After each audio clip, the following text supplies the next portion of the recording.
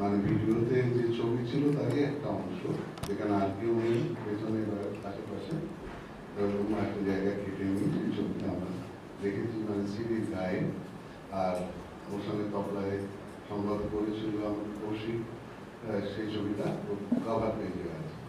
তো যাই হোক, এখানে সিঁড়িটা আছে, একটি গান আছে, ডিভিডি ফর্মে আছে। পরে আশা করি এখন সব ফুলের বাড়িতে ডিভিডি ফর্মেটের মতো ডিভিডি আছে, সবাই দেখতে পাবে, সুন্দর হবে। তো আমরা এই কপিটা একটা করে দিয়ে দিচ্ছি।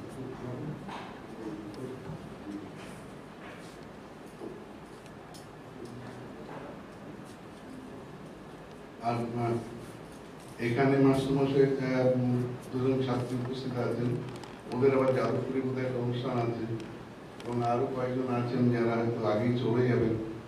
আমি কৌশিককে বলছি যে তাদের স্মরণ এই সভায়, তাদের তরফের যে স্মরণ, সে গানের মাধ্যমে হোক, কিছু বলার মাধ্যমে হোক, বা আবৃত্তি করার মাধ্যমে হোক, সেটা করে তার প্রথম যারা চলে যাওয়ার তাদেরকে আমরা অবশ্যই করবো, তারা তাদের অন্যান্য কাজও নিয়ে যান। তবে পাশাপাশি অমৃত পাকের তরফ থেকে একটা অনুরোধ তার অন্য সকল ছাত্রছাত্রী এবং কাছের মানুষদের কাছে আমরা রাখছি, সেটি হলো এই যে বাদলবাবু আমার মেয়েটি এখন বয়স 15, ওর কাছ থেকে প্রায় 12 বছর আগে, যখন 3.5 বছর বয়স, তখন থেকে উনি খুব এসেছিলেন সে বাচ্চা মেয়েটাকে দেখতে। ওদের বাড়িতে তার আগে থেকে শেখাতেন, তো তার বাড়িতে নিয়ে যাওয়া হলে এসেছিলেন বলে এই বাচ্চাটাকে শেখাতে হবে, ঠিক আছে আমি শেখাবো। তো সেই 12 বছর ধরে বাদলবাবু এখানে আসেন, শেখান, এবং প্রায় আমাদের বাড়িরই একজন মানুষ হয়ে গেছিলেন। বাড়ির সমস্ত অনুষ্ঠানে থাকতেন, বিশেষ করে সাংস্কৃতিক অনুষ্ঠানগুলোতে তো বটেই, এবং 25শে বৈশাখ অবশ্যই থাকতেন এবং অংশ নিতেন, নিজের অনুষ্ঠানের মতো করে পরিচালনা গতকাল করেছিলেন। যাই হোক, কোনো ব্যাপারগুলো সব এখানে বলবেন, পরের দিকে হয়তো সময় পেলে আমি কিছু বলবো। তো আমাদের অমৃত বাকের তরফ থেকে, মানে আমাদের তরফ থেকে বা মাস্টারমশাইয়ের প্রতি শ্রদ্ধাবশত সকলকেই অনুরোধ করছি যে 25শে বৈশাখে আপনারা আসবেন। আমাদের টেলিফোন নাম্বারটা এখানে একটা খাতা আছে, নাম এবং টেলিফোন নাম্বার পেয়ে যাবেন। আমরা 4-5 দিনের মধ্যে যোগাযোগ করবো, তারা যে অনুষ্ঠানটা করবেন 25শে বৈশাখ সেটা একটু জানিয়ে দেবেন, এবং একেবারে নিজেদেরই অনুষ্ঠানের মতো করে 25শে বৈশাখ রবীন্দ্র শহরে থাকবেন। শুধু আমরা বলবো চান করে 6টার মধ্যে আসতে পারলে খুবই ভালো। বিশেষ ধরনের একটা উৎসবের পোশাক আছে, সেটা হলে আরো ভালো।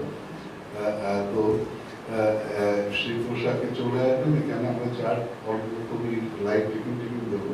দুপুরবেলা খাওয়ার ব্যবস্থা কোনো প্রতিতে খেয়ে দিয়ে তারপরে যে চলে যাবে, অন্য কোনো হেডে কাউকে রাখতে হবে না, কিন্তু আসবেন।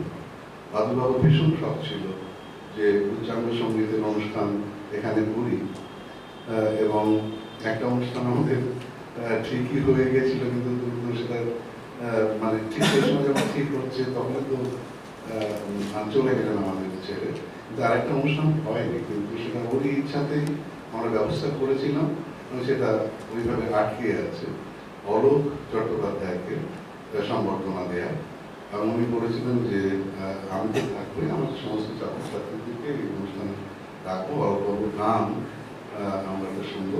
অলোকদাকে আমি সেটা বলেও রেখেছিলাম, অলোকদাকে রাজিও আছেন, সেই ব্যাপারটা এখনো স্থগিত আছে। আশা করি আপনাদের ইচ্ছা যদি থাকে আমরা কোনো এক সময় আমি নিজে উদ্যোগ নিই, অলোকদার সেই সংবর্ধনা অনুষ্ঠানটা অমৃত বাকের তরফ থেকে করা হবে। আপনারা অবশ্যই যেটা চেয়েছিলেন বাদলবাবু শ্রোতা হিসেবে সঙ্গীতে সে অনুষ্ঠানেও থাকবে, কিন্তু আপনার আপনাদের জানাতে হবে যে সেটা তো আপনারা করতে চান কিনা, তো সেটা আমি ফোনে জেনে নেবো সকলের কাছ থেকে এবং যোগাযোগ রাখবো। এই অনুরোধগুলো রইল। আর সিডিটা এর মধ্যে পৌঁছে গেছে, এবার স্মরণ অনুষ্ঠানের বাকি পর্যায়ে, মানে মূল পর্যায়টা আমি আর অন্যতম ঘনিষ্ঠ, আমরা শেষ সময় থেকে খুশি অনুষ্ঠানটা চালানোর জন্য তাকে দায়িত্ব দিচ্ছি, সেই অনুষ্ঠানটা চালা।